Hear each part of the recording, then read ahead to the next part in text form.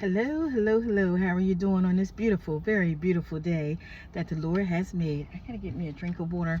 Well, I'm just coming on to work, and you know how I do it. I like to be a little early so I won't be late. Well, I want to tell you guys that I know a little bit more about the job, and it's good. I know a little bit more about the job, and I'm still very excited about it. So, we went out to a few homes yesterday. I went out with the case manager to 2 homes yesterday, and so what it is that they're case managers. I'm a case manager, but I'm an enrollment specialist. So when they go out to their clients, and their clients might need a higher level of care or additional services from another part of the program, that's when I go out and I go to their homes and do their application, do a paper application, and then I come in and put it in the system, and I send it to the to the office that it's supposed to go to. I do follow up to see if they're approved or denied, if they need help getting some of their paperwork, because sometimes people who are disabled or elderly, because that's what we deal with, sometimes they're not able to get all the stuff, so we can assist them. So that's what I do. But I want to tell you guys about my morning. This morning, I'm raising my 2 little nephews, my great nephew. So the older one, he's 5, he's in kindergarten. He gave me a run for my money this morning. So I told him, I said, we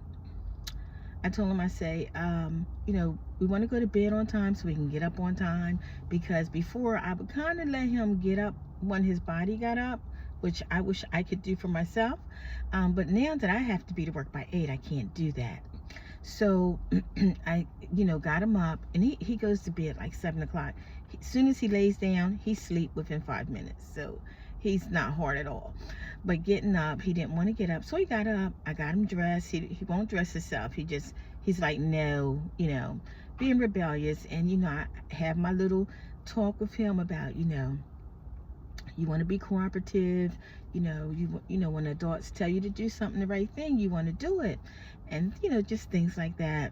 So he goes on and continues to just not being cooperative. And in the morning, we have, if you know anything about mornings, trying to get the kids off, going to work, we don't have a whole lot of time in the mornings. So so I get myself ready first, and then I get them ready. Everything's laid out. So anyway, so I get him dressed, we go downstairs, and last night I brought him a toy. Now the baby was at his godmom's house, so I brought him a toy. Went to the store, I was taking a shirt back of mine, they didn't have my size, so he's seen a toy, I just got it, exchanged it. Okay, so he wanted to play with his toy, and I said, well, okay, you can play with it for a few minutes, but you cannot take that toy to daycare, because he goes to daycare and the school bus picks him up from the daycare. And I said, you cannot take that toy to daycare because they don't allow it. And so he didn't like that. And I said, well, put your coat on, because we're running out of minutes, we're kind of a little bit behind. He didn't want to put his coat on. He wanted to try to go back upstairs. Just all this stuff. Just giving me a hard time. I'm gonna pull this up a little bit. Just giving me a hard time in general.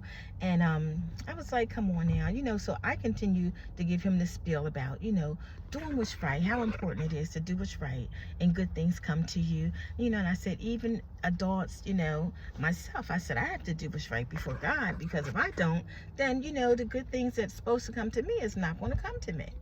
And so he didn't want to, stop playing with his toy. So I took his toy from him, and I put it up. He started crying. I said, see, this is my example.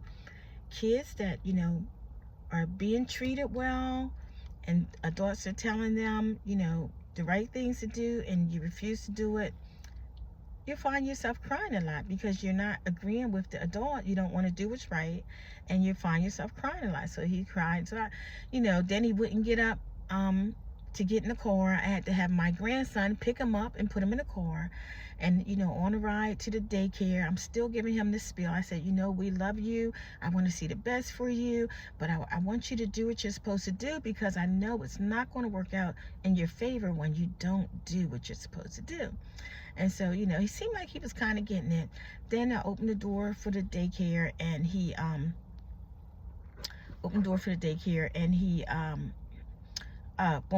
won't get out the car. So I had to, you know, I just had to grab him out the car. I don't have time to play in the morning, and put him in the daycare.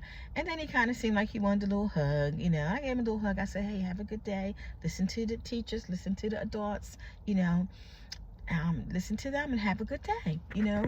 And, you know, so the thing is that, you know, when you have kids, they're not yours.